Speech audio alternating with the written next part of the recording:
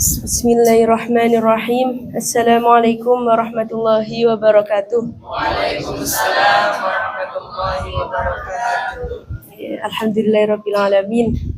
Kita saat ini diberi kesehatan dan diberi kesempatan oleh Allah Subhanahu wa taala untuk hadir kembali nggih.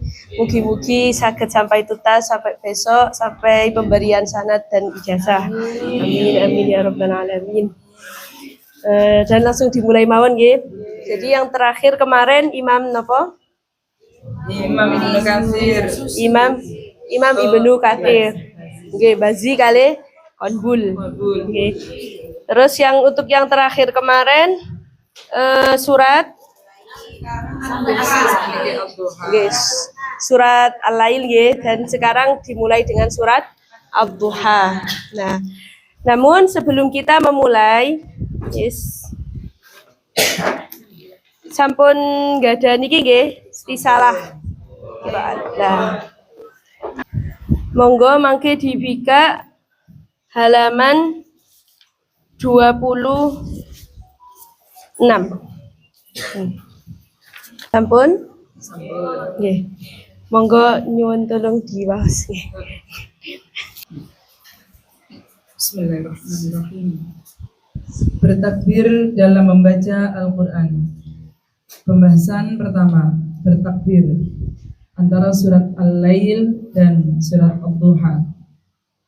Mayoritas ulama berpendapat bahwa hadis mengenai takbir adalah annal wahya ta'akhkhara Rasulullah sallallahu alaihi wasallam faqala al-musyrikuna zuran wa kadzdzaba Wa kidban. Astagfirullah. Nggih. Wa kidban. Inna Muhammadan qad wada'ahu rabbuhu wa qalahu wa abghadahu fanazala takdziban lahum wa raddan limuftariyatihim qawluhu ta'ala Wadduha wal laili idza saja. Surat Ad-Duha ayat 1 sampai 2 ila akhir surah. Bahwa ayat terlambat kepada bahwa wahyu terlambat kepada Rasulullah sallallahu alaihi wasallam sehingga orang-orang musyrik berkata, itu adalah kebohongan dan kedustaan.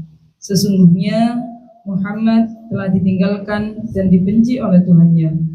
Lalu wahyu turun untuk menyanggah tuduhan mereka dan membuktikan kebohongan mereka, yaitu firman Allah, "Wadduha wal laili idza saja" ila akhir surah. Yang artinya demi waktu duha dan demi malam apabila telah sunyi, sampai dengan akhir surah. Falamma faragha Jibrilu min qira'ati hadhihi surah qala an-nabiy sallallahu alaihi wasallam Allahu akbar. Syukran lillahi ta'ala ala ma awlahu min nuzulil wahyi alaihi ba'da al-qita'ihi wa min ar-raddi ala ifkil kafirina wa maza'imihim wa farhan wa sururan bin na'am allati addadaha Allah ta'ala alaihi fi hadhihi surah khususan hadzal wa'dil karim alladhi tadammanahu qawluhu ta'ala wa la sawfa yu'tika rabbuka fatarda.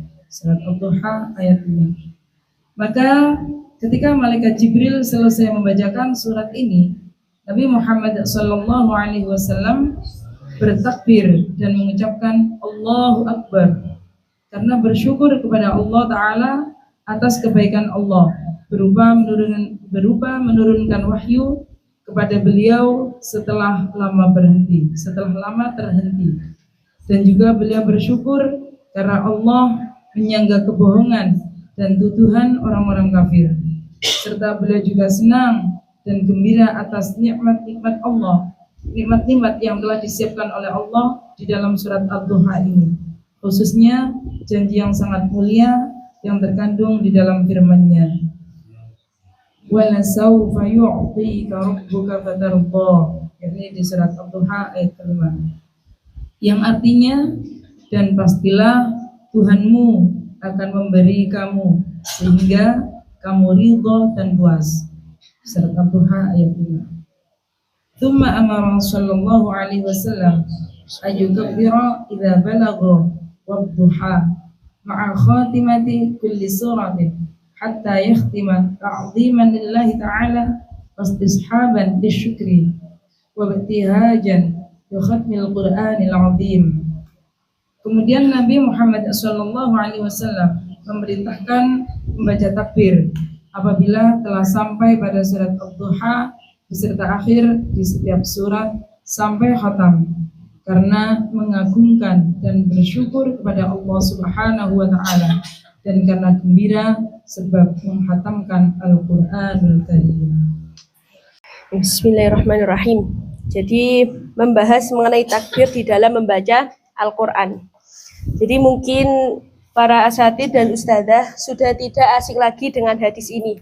Karena setiap kali ada khotmil Quran atau hataman-hataman atau tadarusan, biasanya kalau sudah berada di penghujung Al-Quran, khususnya mulai surat Ad-Duha, itu kan selalu kalau mau nyambung ke surat yang selanjutnya pasti disertai dengan takbir. Nah, maka itu berdasarkan hadis ini. Jadi ketika Rasulullah SAW dulu selalu diolok-olok oleh orang-orang musyrik. Nah, terutamanya kapan? Ketika wahyu itu lambat turun kepada beliau. Biasanya wahyu itu turun kepada Nabi itu setiap hari, atau 2 hari sekali, atau seminggu 3 kali, tidak mesti.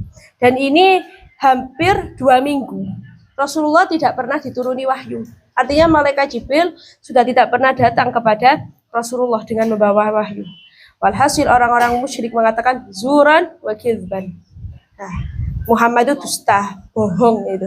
Berarti selama ini yang dikatakan Al-Quran itu adalah wahyu datangnya dari Allah, itu bohong. Itu ternyata buat-buatannya Muhammad. Buktinya saat ini sudah lama 2 minggu tidak menyampaikan wahyu lagi. Nah, dan mereka mengira ketika Nabi Muhammad tidak menyampaikan wahyu berarti ditinggalkan dan dibenci oleh Allah Subhanahu wa Ta'ala. Maka Allah Subhanahu wa Ta'ala menyanggah tuduhan orang-orang musyrik terhadap Nabiullah Muhammad Shallallahu Alaihi Wasallam dengan menurunkan surat Wadduha wal-laili idza saja ila akhiris surah. Nah, barulah setelah malaikat Jibril ini mendatangkan membawa wahyu yang berupa surat Ad-Duha, akhirnya tampaklah kebenaran dan kejujuran Nabi Muhammad SAW. Nah, maka dengan itu Nabi Muhammad SAW sangat bersyukur kepada Allah Subhanahu wa Ta'ala, sehingga bentuk syukurnya Nabi Muhammad bagaimana? Dengan mengagungkan Allah, yaitu dengan membaca takbir Allahu Akbar setiap kali. Nah, jadi kalau di akhir surat, terutama mulai akhir surat Al-Lail, wala saufa yarda. Nah, Allahu Akbar, Bismillahirrahmanirrahim, Wadduha. Nah, terus sampai akhir sampai surat An-Nas. Sehingga tsumma amara sallallahu alaihi wasallam an yukabbir idza balagha wadduha ma'a khatimati kulli surah hatta yakhtim. Maka dengan demikian Nabi Muhammad SAW juga memerintahkan para sahabat untuk membaca takbir apabila telah sampai pada surat Ad-Duha sampai akhir Al-Quran, artinya sampai akhir An-Nas. Karena bentuk ta'ziman lillah, bentuk mengagungkan Allah Subhanahu wa Ta'ala, dan bentuk rasa syukurnya kepada Allah Subhanahu wa Ta'ala. Nah, inilah dasar daripada membaca takbir yang dimulai dari surat Ad-Duha sampai surat An-Nas. Ya. Kemudian dilanjut hukum membaca takbir. Monggo. Bahasan kedua, hukum takbir. Ulama-ulama yang berpendapat untuk menetapkan takbir bersepakat bahwa takbir bukan termasuk Al-Quran, dan takbir adalah zikir yang dianjurkan oleh Rasulullah Shallallahu Alaihi Wasallam ketika mengakhiri sebagian surah di Al-Quran. Sebagaimana Nabi juga mengajarkan untuk membaca ta'awudz ketika mulai membaca Al-Quran. Dan karena pandangan ijma' bahwa takbir bukan termasuk Al-Quran, maka tidak tertulis di dalam mushaf Utsmani, entah di dalam mushaf Makki ataupun mushaf yang lain. Hukum takbir ialah sunnah yang tetap dilakukan oleh Rasulullah Shallallahu Alaihi Wasallam, sebagaimana di dalam hadis yang telah lewat di atas, dan ditambah maqalah dari para ulama. Di antaranya Rawi Bazzi berkata, qala liyal Imam Syafi'i in tarakta takbira faqad tarakta sunnatan min sunani Rasulillah sallallahu alaihi wasallam. Imam Syafi'i berkata kepada aku, jika kamu tidak membaca takbir, maka sungguh kamu telah meninggalkan satu sunnah dari sunnah-sunnah Rasulullah sallallahu alaihi wasallam. 2. Abul Faris bin Ahmad radhiyallahu an berkata, inna takbira sunnah ma'thuratun an Rasulillah sallallahu alaihi wasallam wa 'ani sahabati wat tabi'in. Sesungguhnya takbir adalah sunnah yang dilakukan oleh Rasulullah sallallahu alaihi wasallam, para sahabat dan tabi'in. 3. Diriwayatkan dari Rawi Bazzi, beliau berkata, sami'tu Ikrimah bin Sulaiman yaqulu qara'tu ala Ismail bin Abdullah al-Makki falamma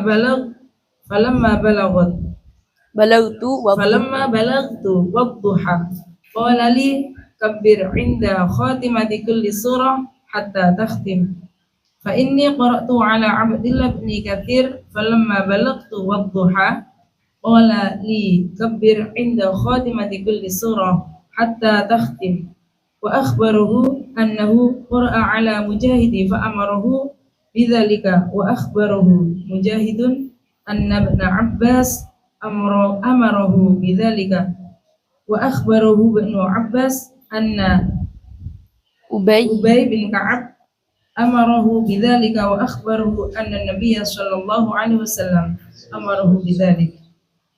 Saya mendengar Ikrimah bin Sulaiman berkata, saya membaca Al-Quran kepada Ismail bin Abdullah al-Makki, dan ketika saya sampai surat Ad-Duha, beliau berkata kepada saya, bertakbirlah di setiap akhir surat sampai khotam. Karena aku membaca Al-Quran kepada Imam Abdullah bin Katsir, maka ketika saya sampai di surat Ad-Duha, beliau berkata kepada aku, bertakbirlah di setiap akhir surat sampai khatam. Dan beliau juga memberi kabar bahwa beliau membaca Al-Quran kepada Mujahid. Maka Imam Mujahid juga memerintahkan hal yang semisalnya. Dan Mujahid juga memberi kabar bahwa Ibnu Abbas radhiyallahu anhu juga memerintahkan yang serupa. Beliau diberi kabar oleh Ibnu Abbas bahwa Ubay bin Ka'ab memerintahkan bertakbir ketika membaca surat Ad-Duha sampai selesai. Seraya memberi kabar bahwa Nabi Muhammad SAW memerintahkan hal serupa. Hadis riwayat Hakim, dan beliau berkata hadis ini sahih sanadnya. Dan para hufaz penghafal hadis bersepakat bahwa hadis mengenai takbir itu tidak ada seorang rawi pun yang mengangkat sampai kepada Nabi Muhammad SAW kecuali Rawi Bazzi. Adapun imam-imam yang lain meriwayatkannya hanya mauquf, yakni berhenti sampai Ibnu Abbas dan Mujahid. Dan hukum baca takbir ini umum di dalam sholat maupun di luar sholat. Sebagaimana Al-Ahwazi berkata, "Wat takbiru 'inda ahli Makkah sunnah ma'thuratun yasta'milunahu fi qira'atihim wa durusihim wa sholatihim."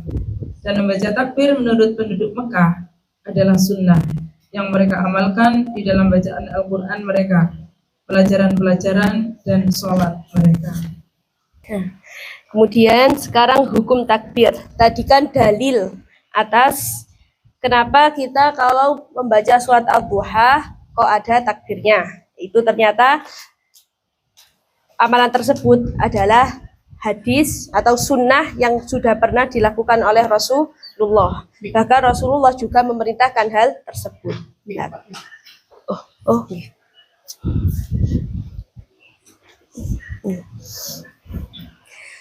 Nah, kemudian sekarang hukum takbir.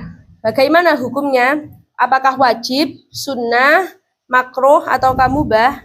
Nah, ternyata hukumnya adalah sunnah yang dianjurkan oleh Rasulullah Shallallahu Alaihi Wasallam.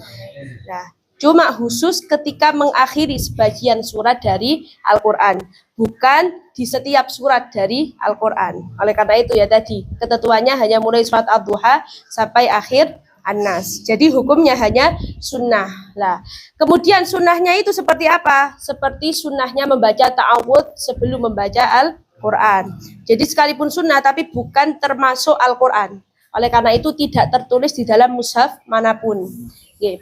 Entah itu mushaf Kufi yang bacaannya Imam Asim, Imam Hamzah atau Imam Ali Al-Kisai, atau mushaf Makki yang sekarang kita pelajari. Itu kan Imam Ibnu Katsir, beliau kan berasal dari kota Mekah. Nah, sehingga mushafnya ini dinamakan mushaf Makki. Nah, seperti itu. Itu juga tidak tertulis. Nah, adapun makolahnya sangat banyak. Tadi dasarnya dari hadis. Nah, yang kedua dari makalah atau pendapatnya para ulama. Seperti Rawi Bazi berkata, qala liyal Imam Syafi'i. Imam Syafi'i berkata kepada aku. Berarti Rawi Bazi ini juga belajar kepada Imam Syafi'i. In tarakta takbir faqad tarakta sunnatan min sunani Rasulillah sallallahu alaihi wasallam. Jika kamu tidak membaca takbir di akhir-akhir surat dari mulai surat Ad-Duha sampai An-Nas, maka sungguh kamu telah meninggalkan satu sunnah dari sunnah-sunnah Rasulullah sallallahu alaihi wasallam. Nah, kemudian Abdul Fattah Faris bin Ahmad rahimahullah juga berkata, inna takbir sunnatun ma'thurah an Rasulillah sallallahu alaihi wasallam wa anis sahabah wa tabi'in. Sesungguhnya takbir adalah sunnah yang dilakukan oleh Rasulullah sallallahu alaihi wasallam, para sahabat dan juga tabi'in. Nah, kemudian satu-satunya rawi yang memutasilkan atau menyambungkan hadis mengenai takbir ini adalah Rawi Bazi. Jadi Rawi Bazi ini selain beliau ini menjadi rawi di dalam Al-Quran atau yang dipilih menjadi santrinya Imam Ibnu Katsir, Rawi Bazi ini juga sangat ahli di dalam bidang ilmu hadis. Karena tidak ditemukan cuma sekali nggih. Kalau biasanya baca Sahih Bukhari itu berkali-kali Anil Bazi. Makanya dimaksud Bazi itu ya Rawi Bazi yang ada di dalam ilmu qiraat itu. Nah, beliau mengatakan sami'tu Ikrimah bin Sulaiman terus seterusnya gitu kan. Saya mendengar Ikrimah. Artinya Ikrimah ini adalah gurunya Rawi Bazi. Lah Ikrimah belajar kepada siapa? Ismail. Ismail ini putranya Imam Abdullah bin Katsir. Sehingga Bazi ini bukan belajar langsung kepada Imam Ibnu Katsir. Beliau melainkan rawi yang biwasitotin, melalui pelantara. Pelantaranya berapa orang? 2 orang. Yaitu yang pertama, jadi Imam Ibnu Katsir punya santri yang bernama Ismail, yang tidak lain Ismail ini adalah putranya sendiri. Nah, Ismail memiliki santri yang bernama Ikrimah. Baru Ikrimah ini memiliki santri yang bernama Bazi. Nah, sehingga Rawi Bazi ini tidak belajar langsung kepada Imam Ibnu Katsir, tetapi melalui 2 orang. Nah, terus Imam Ibnu Katsir mengatakan, gitu kan, falamma balautu wadduha qala li kabbir inda khatimati kulli suratin hatta takhtim. Nah, gitu kan. Ketika saya sampai di dalam surat Ad-Duha, nah, maka guru saya mengatakan kabbir inda khatimati kulli suratin hatta takhtim. Bertakbirlah kamu di setiap mengakhiri surat sampai surat An-Nas hingga seterusnya. Imam Abdullah bin Katsir lah belajar kepada siapa? Kepada Mujahid. Mujahid belajar kepada siapa? Ibnu Abbas. Ibnu Abbas belajar kepada Ubay bin Ka'ab. Ubay bin Ka'ab belajar langsung dari Rasulullah Shallallahu Alaihi Wasallam. Nah, jadi ini atas kebenaran benar-benar kalau hukum membaca takbir ini sangat sunnah ya, karena menunjukkan ini hadisnya. Jadilah cuma satu-satunya rawi yang memutasilkan sampai Rasulullah hanyalah Rawi Bazi. Adapun rawi-rawi hadis yang lainnya itu hanya mauquf. Kalau nggak sampai Mujahid ya sampai Ibnu Abbas. Artinya mauquf ini terhenti. Wonten nggih. Jadi kalau nggak diberhentikan sampai tabiin yang bernama Mujahid atau diberhentikan sampai sahabat yang bernama Ibnu Abbas. Nah, satu-satunya yang sampai memutasilkan rawi Bazi. Terus hukum yang seperti ini memutasilkan apakah rawi Bazi ini asal-asalan? Ya, tidak, tentu tidak. Karena rawi Bazi ini berarti menunjukkan tahu. Kalau Ibnu Abbas ini belajar kan nggak langsung, pasti ada gurunya. Lah gurunya Ibnu Abbas siapa? Ubay bin Ka'ab. Lah, Ubay bin Ka'ab belajar kepada siapa? Langsung kepada Rasulullah. Oleh karena itu rawi Bazi memberanikan diri untuk memutasilkan hadis tersebut sampai kepada Rasulullah Shallallahu Alaihi Wasallam. Nah, dan bahkan yang seringkali mengamalkan takbir ini itu khususnya adalah ahlu Makkah, penduduk Mekah. Dan tidak diragukan lagi penduduk Mekah pasti bacaannya ya Imam Ibnu Katsir. Yang riwayatnya kalau nggak Bazi ya konbul. Bahkan mereka mengamalkan takbir bukan hanya di luar sholat. Di dalam sholat pasti dibaca takbir. Atau di dalam pelajaran-pelajaran ya seperti misalkan seperti saat ini kita. Di awal musyafahah ini dibaca takbir. Bahkan untuk deres hari-harian pun juga dibaca takbir. Itu penduduk Mekah yang sering mengamalkan hal tersebut. Ini mengenai hukum takbir. Oleh karena itu, dari sini menunjukkan atas kesunahan hukum takbir itu adalah sunnah yang maksurah yang telah dilakukan oleh Rasulullah dan sangat dianjurkan oleh Rasulullah Shallallahu Alaihi Wasallam. Monggo, lanjutkan. Ada pertanyaan? Nggih, monggo. Ini kan berdasarkan Bazi takbir itu.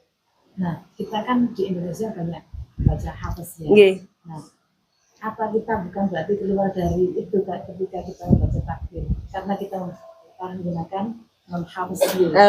Yang kedua, takbir ini sering saya dengarkan ya, ada yang membaca. Monggo kali ini kesan yang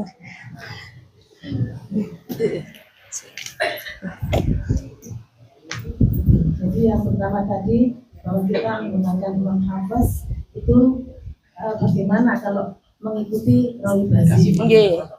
Kemudian yang kedua, kalau saya banyak perhatikan itu ketika mengkhatamkan Al-Quran itu ada yang melafalkannya Allahu Akbar, ada yang La ilaha illallah Allahu Akbar, ada yang lengkap Allahu Akbar, La ilaha illallah Allahu Akbar. Nah, itu bagaimana penjelasan? Jawabannya ada di pembahasan selanjutnya. Langsung dibaca Paman nggih. Dan lengkap ini untuk dua pembahasannya terakhir. Monggo langsung dibawas.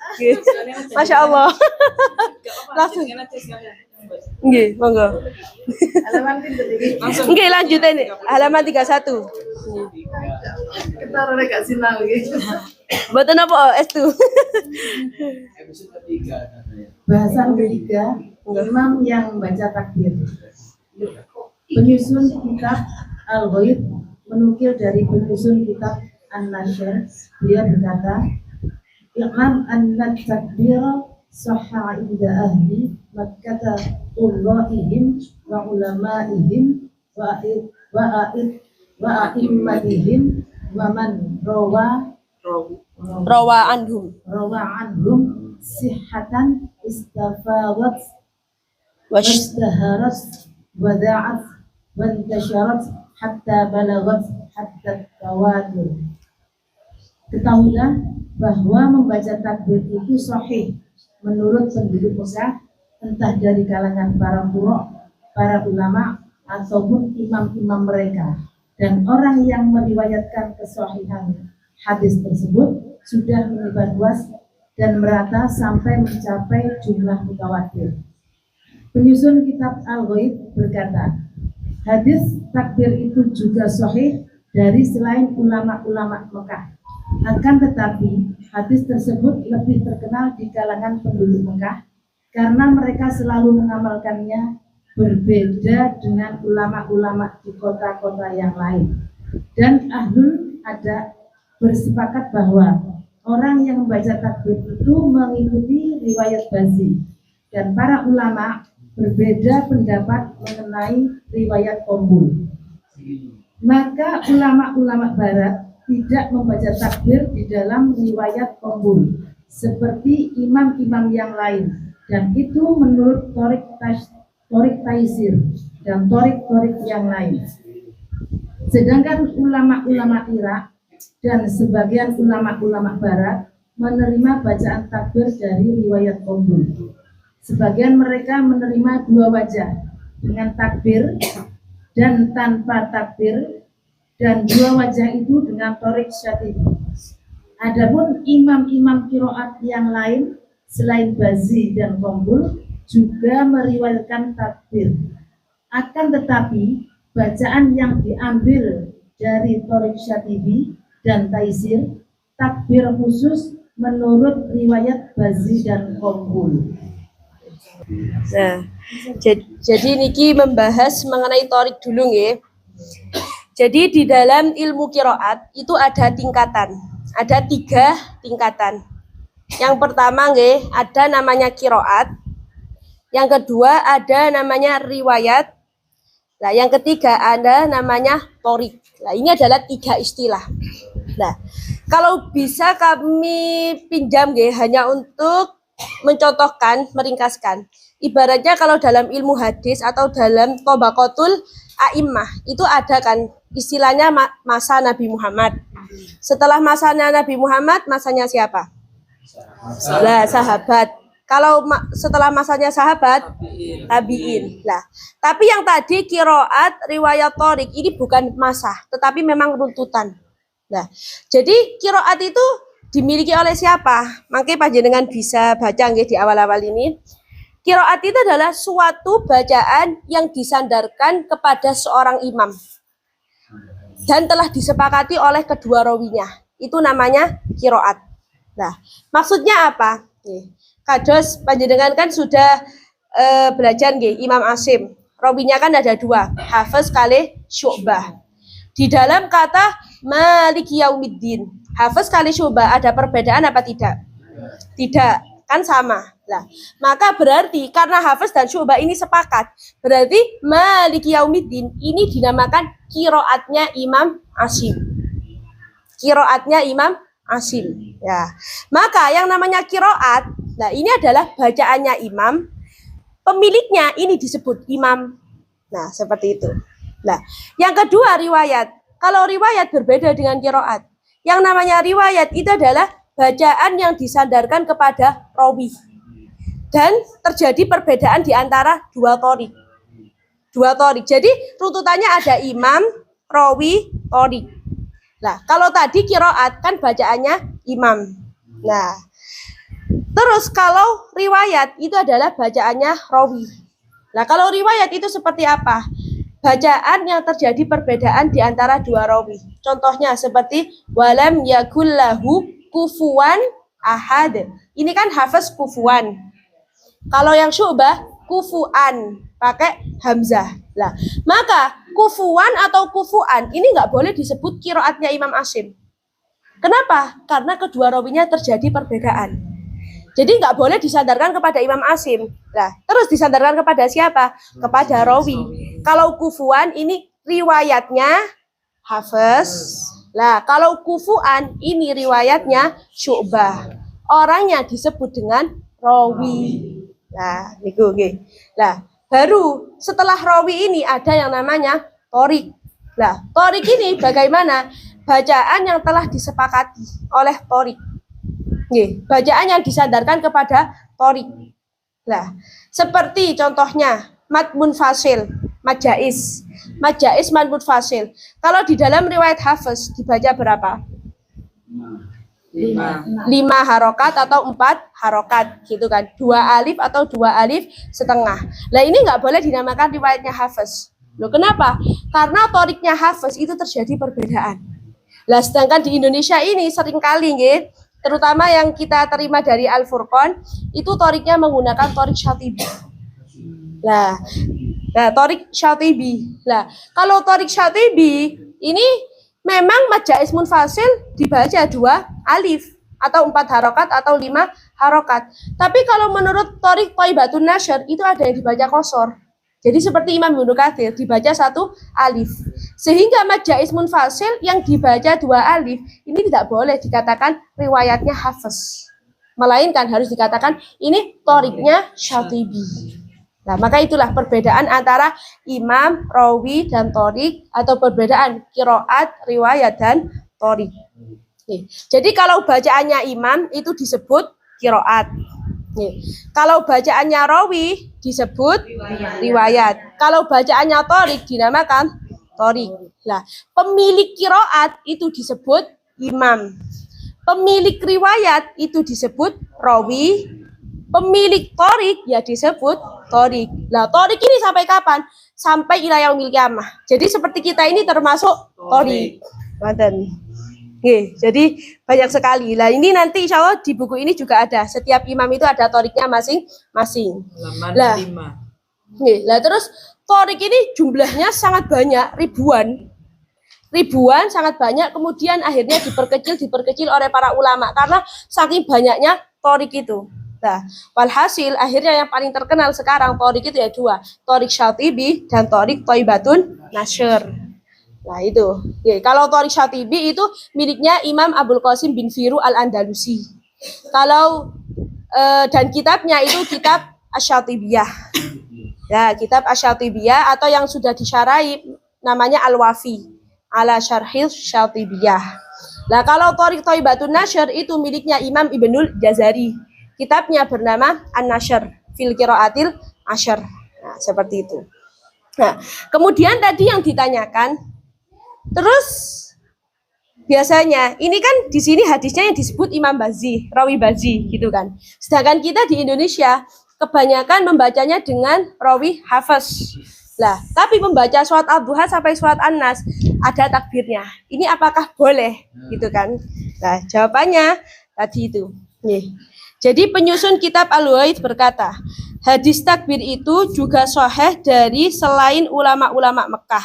Akan tetapi hadis tersebut lebih terkenal di kalangan penduduk Mekah. Artinya imam-imam yang lain juga meriwayatkan hadis sahih. Cuma yang paling masyhur itu di kalangan penduduk Mekah. Dikarenakan apa? Dikarenakan penduduk Mekah selalu mengamalkan hadis tersebut. Berbeda dengan ulama-ulama di kota-kota yang lain. Bahkan ahlul ada ini adalah ulama-ulama qiraat, bersepakat bahwa orang yang membaca takbir itu mengikuti riwayat Bazzi. Artinya kalau menurut Thoriq Syatibi membaca takbir itu hanya khusus riwayat Bazzi. Adapun untuk riwayat-riwayat yang lain itu berasal dari Thoriq yang lain. Nah, oleh karena itu diakhiri. Adapun imam-imam qiraat yang lain selain Bazzi dan Qunbul juga meriwayatkan takbir. Akan tetapi bacaan yang diambil dari Thoriq Syatibi dan Taisir takbir khusus menurut riwayat Bazzi dan Qunbul. Adapun yang Qunbul tadi kan terjadi perbedaan. Nah, sedangkan kita ini khusus dengan riwayat dengan Thoriq Syatibi, maka takbir ini hanya menurut riwayat Bazzi. Sehingga kalau kita ingin membaca takbir tapi dengan riwayat Hafiz, maka ya harus mencari Thoriq yang lain, khususnya Thoriq Thaibatun Nashr, artinya Thoriqnya Imam Ibnul Jazari. Cuma sayangnya Al-Furqan ini sanadnya hanya punya yang Thoriq Syatibi saja. Betul. Lah kalau kita memaksakan membaca takbir dengan riwayat Hafiz, berarti kan kita membaca Al-Qur'an yang belum kita pelajari. Lah, nggih. Maka itu kalau di dalam istilah qiraat dinamakan talfek. Talfek itu apa? Mencampur aduk bacaan atau riwayat, nggih. Mencampur aduk bacaan, riwayat atau Thoriq. Nah, itu kalau di dalam Al-Qur'an hukumnya haram syar'i. Nah, itu nanti panjenengan bisa baca di halaman 20 nggih. Itu talfek. Hukum talfek di dalam membaca Al-Qur'an. Itu perkataannya Imam Nawawi nggih. Wal qiraah bi khalatut turuq wa tarkibiha haramun aw makruhun aw ma'ib. Nah, halaman 20. Membaca Al-Qur'an dengan mencampur Thoriq dan bertumpuk-tumpuk Thoriq, riwayat dan qiraatnya adalah haram, makruh atau cacat. Sehingga bacaannya terhitung bacaan yang cacat. Bahkan sudah haramun kata Imam Nawawi. Makanya kalau ingin membaca riwayat Hafiz dengan takbir ya harus melalui Thoriq yang lain. Cuma sayangnya lah keterbatasan kita terbatasan ilmu lah. Yang seringkali karena makanya di dalam mushaf kan biasanya ngonten Al-Qur'anul Karim bi riwayati Hafiz anil Imam Asim lah dengan bitorikis Syatibiyah. Hanya torik Syatibi atau torik Durrah seperti itu. Sebagainya bagaimana karena ini di kalangan kita itu ada yang sering Quran ya. Nggih. Itu setelah apa itu setelah asul ya. Tapi Allah Akbar, subhanallah, alhamdulillah. Baru seperti itu. Nah, nggih. Jadi nggih berarti memang diteruskan apa itu seperti itu karena guru kita seperti itu ya. nggih. Ya berarti kan kalau yang seperti ini dulu karena kita nggak tahu nggih, maka karena kan berarti kita ini taklid buta, mengikuti tapi nggak tahu ilmunya lah gitu kan. Nah sekarang alhamdulillah kita sudah diberi ilmu oleh Allah Subhanahu Wa Taala, maka seharusnya lah kita beramar ma'ruf nahi mungkar. Artinya ya tahu kalau itu tidak betul, artinya kemungkaran, maka ya harus diperhatikan. Jadi walaupun ini apa itu dari guru kita ya, tetap kalau kita melaksanakan tidak usah pakai takbir ya berarti. Nggih kalau hafiz. Harus ya. Nggih. Jadi nanti kalau bazi insya Allah pakai takbir. Makanya kita awali. Makanya pembahasan takbir ini ketika bertepatan dengan Imam Ibnu Katsir. Karena yang punya takbir adalah riwayat bazi. Begini saudara. Jadi karena Imam Hafiz itu kalau membaca takbir berarti bacaan kita cacat. Nggih. Kemudian tadi saudara menyampaikan kalau kita pindah riwayat, pindah torik. Maksudnya bagaimana itu? Harus pindah torik itu maksudnya bagaimana? Dados ngenten nggih. Dados ngenten. Kan tadi di bawahnya rawi itu ada yang namanya torik. Di bawahnya torik ya torik. Toriknya ini banyak, jumlahnya ribuan. Lah, torik ini terus sampai berhenti kepada Imam Abul Qasim bin Firu al-Andalusi atau torik Syatibi. Lah, kemudian torik Syatibi ini mempelajari bukan hanya satu bacaan. Lah, torik Syatibi ini mempelajari semua bacaan 7 imam beserta 14 riwayat. Nah, sehingga semua kalau melewati Imam Syatibi ya harus mengikuti bacaan yang beliau ambil dari guru-gurunya. Nah, di sisi lain ada lagi yang bernama Imam Ibnul Jazari, Thariq Thayyibatun Nashr. Nah, beliau juga sama melakukan seperti yang dilakukan oleh Imam Abul Qasim, mempelajari semuanya. Lah, tapi berbeda yang diterima itu. Kalau Imam Abul Qasim menerima dari Imam Asim, dari riwayat Hafiz, ini tanpa takbir. Lah, yang beliau terima takbir ini hanya melalui rawi bazi saja. Sehingga kalau menurut Thariq Syatibi yang boleh membaca takbir ya hanya riwayat bazi. Lah, terus kalau Imam Ibnul Jazari lain lagi, menerima dari Imam Asim yang riwayat Hafiz ini sudah ada takbirnya. Nah, makanya tadi kalau matur menawi kepingin maos Hafiz, kalau ada takbirnya kita harus berpindah torik. Bukan Thariq Syatibi tapi berpindah ke Thariq Thayyibatun Nashr. Lah cuma sayangnya, lah itu loh, sanad kita ini yang kulo dari Al-Furqan itu terbatas hanya satu Thariq. Lah Thariq Thayyibatun Nashr masih belum mempelajari. Karena nanti di Thariq Thayyibatun Nashr ada ketentuan. Kalau riwayat Hafiznya ada takbirnya, maka majais munfasilnya harus qasar. Ada majais munfasilnya harus 3 alif. Ada ketentuan lagi kaidahnya. Lah terus sakta-saktanya yang kalabal, nah yang di dalam surat Yasin itu juga ada ketentuan lagi. Jadi memang kaidahnya berbeda lagi. Nah gitu. Berarti di antaranya kalau kita itu mungkin ada kesalahan membaca mat munfasilnya itu 2, itu sudah keluar dari torik ya kita berarti ya. Nggih kalau riwayat Hafiz. Nggih, riwayat Hafiz. Nggih. Berarti itu salah nggih. Nggih, otomatis mengurangi. Nggih. Karena yang diterima dari seorang guru ini kan ketentuannya sudah seperti ini. Makanya ini kaedah-kaedah yang kemarin kita pelajari ini hanya berdasarkan satu torik. Torik Syatibi saja. Sedangkan torik ini asalnya jumlahnya ribuan. Tapi sudah diperkecil nggih. Jadi makanya ya itu terkadang, makanya ini kan hakikat wa fauqa kulli dzi ilmin alim. Di atas orang yang alim itu masih ada orang yang lebih berilmu lagi. Mungkin kita sudah menerima 7 imam 14 riwayat, tapi ternyata hanya dengan satu torik. Nah, tapi di sisi lain ada seperti orang Mesir, khususnya di zamannya Syekh Mahmud Al-Khusari. Orang Mesir itu kebanyakan bacaannya cuma satu riwayat Hafiz saja, tapi masing-masing satu orang menguasai 5 torik, 7 torik. Ya, maka sami mawon bacaannya juga berbeda-beda. Makanya gini ku wa fauqa kulli dzi ilmin alim niku pun. Makanya kata Allah kan wa ma utitum minal ilmi illa qalilah. Kalian itu tidak diberi ilmu kecuali hanya sedikit. Jadi sekian banyak yang kita pelajari ini ternyata ya hanya qalilah, sangat sedikit. Wallahu a'lam bishawab. Untuk bentuk takbir monggo diwas lagi. Sampun cekap. Monggo dilanjut nggih. Jadi takbir itu termasuk saya dapat keterangan terakhir itu tidak pakai la ilaha illallah, tapi misalkan perpindahan per surat hanya cuma Allahu Akbar. Oh nggih. Itu Niki sama juga. anu dan bahasan niki keempat. Nggih, diwaos riyen nggih. Nggih, monggo. Monggo. Bismillahirrahmanirrahim. Bahasan keempat, bentuk takbir.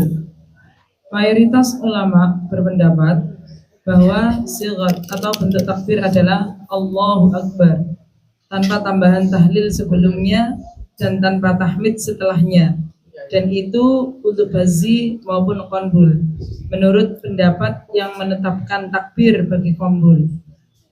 Dan sebagian ulama meriwayatkan dari rawi bazi dan qanbul ada tambahan tahlil sebelum takbir, yaitu la ilaha illallah wallahu akbar 3, dan sebagian ulama juga menambahkan tahmid setelah takbir, yaitu la ilaha illallah wallahu akbar walillahil hamd. Akan tetapi tambahan tahlil sebelum takbir dan tambahan tahmid setelah takbir tidak tetap dari Bazzi dan Qanbul, dari Thariq Taisir dan Syatibiyah. Akan tetapi dua tambahan tersebut ditetapkan dari Bazzi dan Qanbul dari Thariq-Thariq yang lain, atau bukan Thariq Taisir dan Syatibi. Sedangkan guru-guru Al-Quran yang dahulu dan yang baru mengamalkan takbir di antara dua surat sekalipun itu tidak termasuk Thariq-Thariq baca Al-Quran, karena makom itu adalah makom yang panjang lebar dan berlebih-lebihan karena merasa lezat di dalam berzikir kepada Allah ketika menghatamkan kitabnya. Dan harus diketahui bahwa tahmid untuk riwayat Qanbul bukan dari Thariq Taisir, Syatibi maupun Thariq Nashr. Maka yang paling utama untuk riwayat Qanbul bila dibaca takbir cukup dengan takbir saja atau disertai dengan tahlil. Dan harus diketahui juga bahwa tidak ada lafaz tahmid di antara surat Al-Lail dan surat Ad-Duha. Wallahu a'lam. Nek damel tahlil wonten pripun Ustaz? Nek tahlilan niku kan antara surat sampai mulai surat Oh, kalau Al-Ikhlas. tahlilan. Nggih. Oke. Nggih, sami. Napa Karena niku mboten saged diniati dzikir ngoten mboten saged. nggih, kalau mau zikir kenapa harus di antara surat itu? Oh, ngoten. Nggih, nggih. Maksudnya kenapa harus ditaksis di antara surat itu? Nggih. Kalau mau niat berzikir. Karena sebelumnya kan sudah tahlilan kan nggih, la ilaha illallah seperti itu. Nggih, jadi ini yang tadi ditanyakan bentuk takbir. Nggih.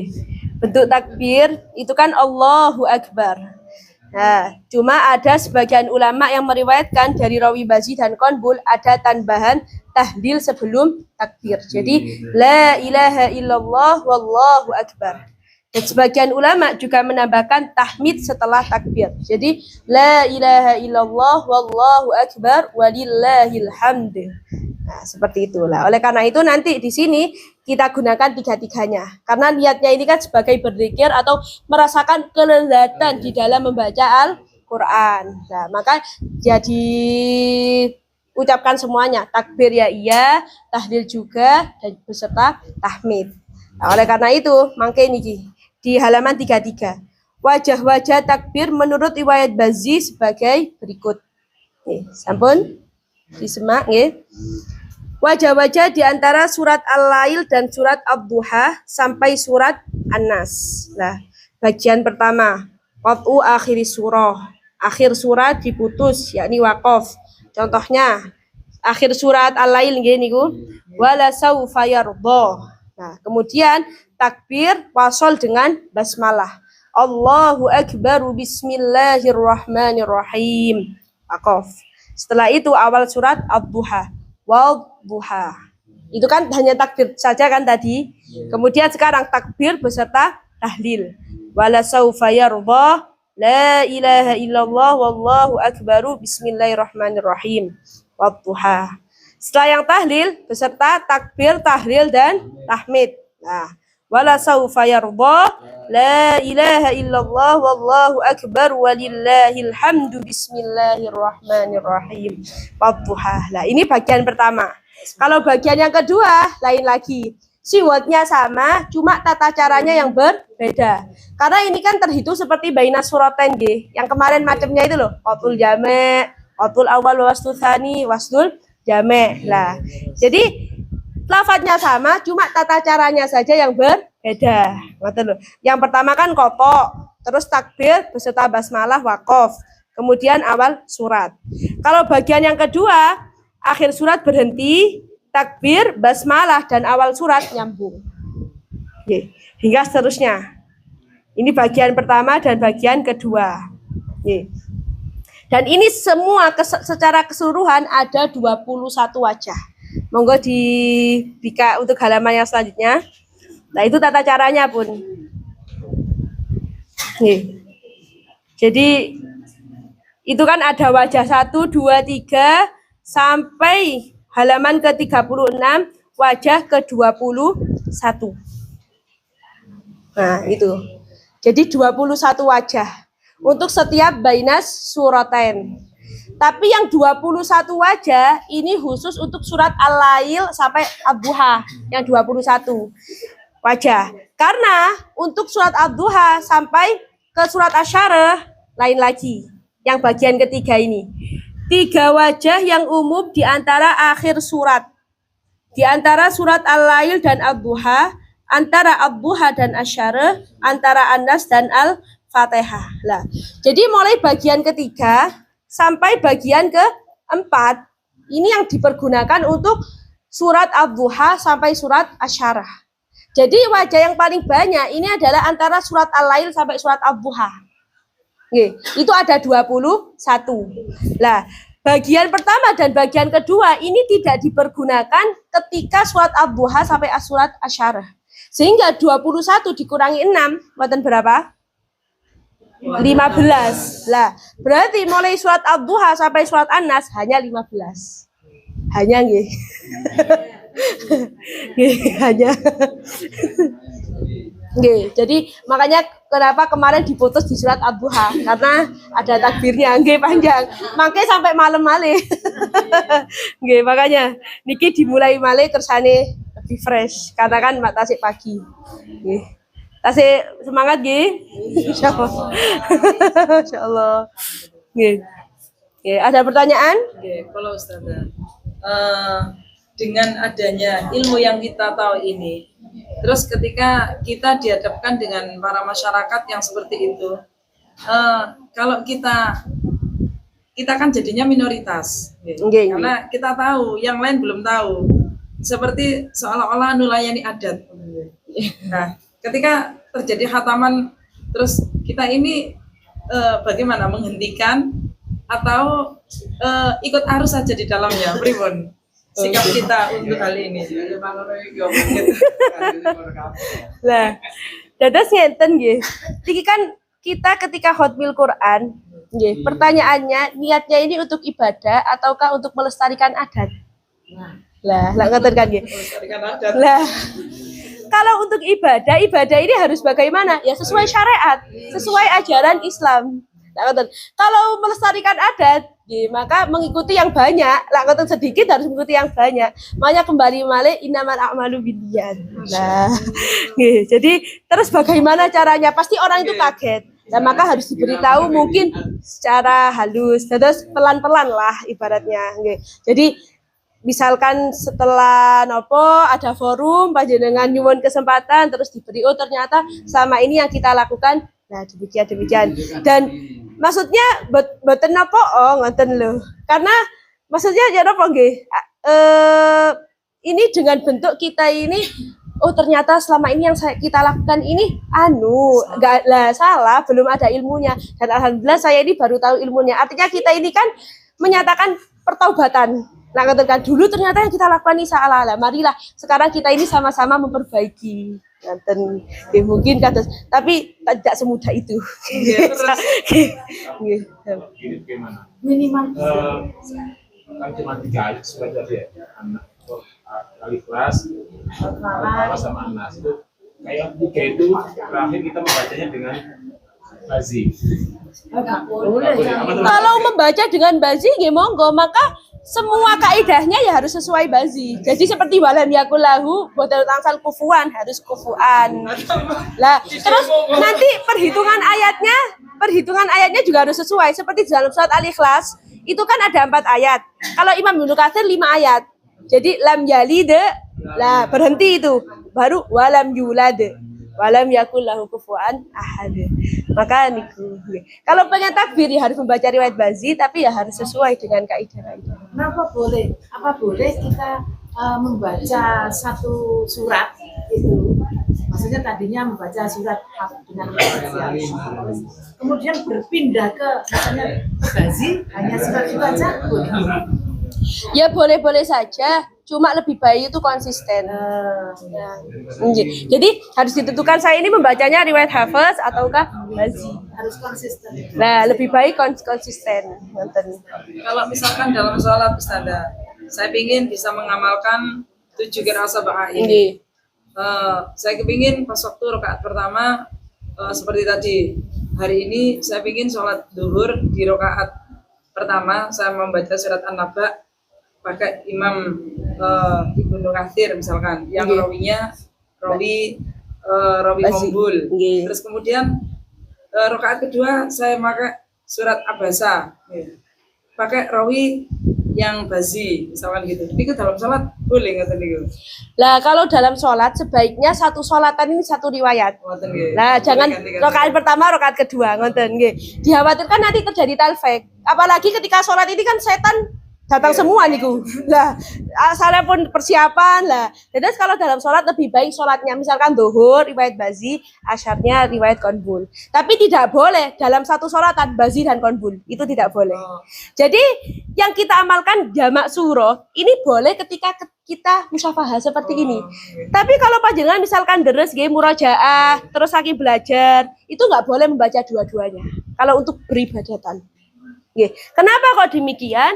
Karena bacaan yang diajarkan oleh Rasulullah kepada para sahabatnya itu hanyalah secara mufradatan.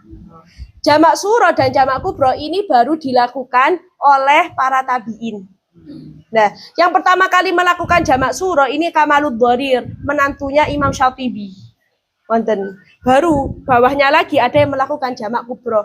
Alasannya apa? Untuk mempercepat durasi mempelajari qiraat sab'ah ini loh. Karena dulu para imam ini belajarnya belum selesai, kemudian keburu wafat.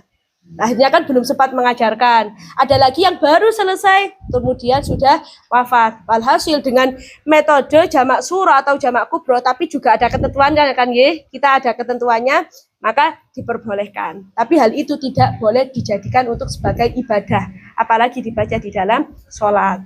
Nonton. Memang dalam ini bisa saya pernah ikut bersama di sholat tarawih yang jadi begitu imamnya mau imami menyampaikan dulu dia itu pakai imam ini. Oh, oke. Apa itu yang tanda kulit nyala kabran ini dulu. Oh, fineri jahanam. Begitu ada orang yang ngomong. Oh, oke. Itu yang lain Bapak. Nggih. Jadi berarti kalau imam harus menyampaikan dulu berarti ya. Nggih harus, tapi untuk tabayun nggih mboten apa kersane mboten tidak membuat salah paham. Sebenarnya bukan fitnah nggih membaca dengan qiraat sab'ah, hanya karena ketidaktahuan, kebodohannya malah dianggap kok gitu baca Al-Qur'an. Banyak masyarakat. Nggih. Ya, mungkin seperti yang kajinya itu namanya riwayat tidak paham. Nggih. Namanya tidak tahu. Nggih. Nggih, Masya Allah, alhamdulillah. Terus nih Ustazah, kalau misalkan kita benar-benar mengamalkan qiraat sab'ah niki memakai riwayat-riwayat niku nggih. apa kita tetap dalam sholat itu pas ketika kita mau mengamalkan juz 30 misalkan tetap iftitahul baina suratain tetap berlaku iftitahul qiraah. Kenapa yang baina suratain Lah, nggih. Lah, jadi pilihan-pilihan wajah itu ketika dalam sholat hanya diperkenankan membaca satu wajah. Nggih, tidak harus gitu. lah. Nggih, nggih. Nggih, jadi cuma satu wajah. Jadi wajah-wajah yang banyak itu tadi berlaku ketika di urdah pertama, di musyafah pertama. Adapun panjenengan untuk deres sehari-hari misalkan sekarang saya ganti riwayat apa yang kemarin, misalkan nggih riwayat Duri atau Susi, itu diperkenankan cuma mengambil satu saja. Seperti Duri misalkan kosor saja, sangat boleh, atau mat saja. Boleh. Ketika sholat gak harus dibaca semuanya. Nanti apalagi kalau seperti Warush ada 8 wajah terus baca 8 wajah selesai. Jadi nggih kersane wonten warnanya kan nggih.